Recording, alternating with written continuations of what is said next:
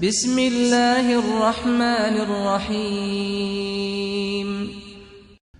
حضرات محترم، سامعین مکرم، بھائی اور دوستو، قلب سلیم کیا چیز ہے؟ کون سے دل کو قلب سلیم کہتے ہیں؟ علماء اس کے بارے میں کہتے ہیں کہ وہ دل جو پاک دل ہو، جس میں اللہ اس کے رسول کی باتوں کے بارے میں شک نہ ہو، نفاق نہ ہو، ریا اور نمود نہ ہو، عجب، اپنے آپ کے بارے میں یہ گمان کرنا کہ میں سب سے بہتر ہوں، خود پسندی یہ نہ ہو، کبر نہ ہو، جس کے اندر کبر نہ ہو، قیامت کے دن وہی دل جو دل قلب سلیم ہوگا، سلیم دل ہوگا، وہی کامیاب ہوگا۔ الا من اتى اللہ بقلب سلیم۔ تو جس کے اندر کبر نہ ہو۔ کبر کیا ہے؟ لوگوں میں اپنے آپ کو بڑا سمجھنا، لوگوں کو حقیر سمجھنا، چاہے کتنا ہی بڑا یہ حاجی اور نمازی اور عالم ہو، فلاں آدمی تو مزدور ہے اور یہ میرے مقابلے میں اس کی کیا حیثیت ہے، میں اتنا بڑا عالم ہوں، میں اتنا عابد ہوں، میں راتوں کو عبادت کرنے والا ہوں، تہجد پڑھتا ہوں، یہ بظاہر تو ایسے ہی ہے، اس کی کیا حیثیت ہے؟ یہ کبر ہے۔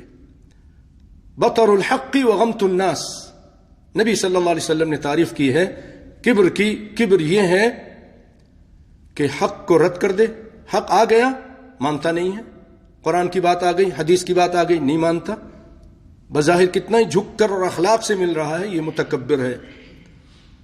نبی کی حدیث آ گئی، نہیں مانتا، یہ متکبر ہے، اور لوگوں کو حقیر سمجھتا ہے، یہ بھی متکبر ہے۔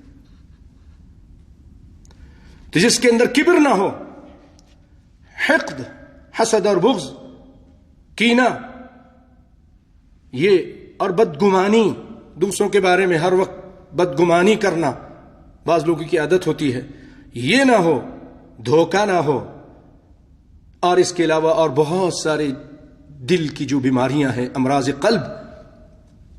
امراض قلب وہ نہ ہو، یعنی روحانی بیماریاں نہ ہو، جسمانی بیماری کی بات نہیں کر رہا۔ تو وہ دل سلیم ہے۔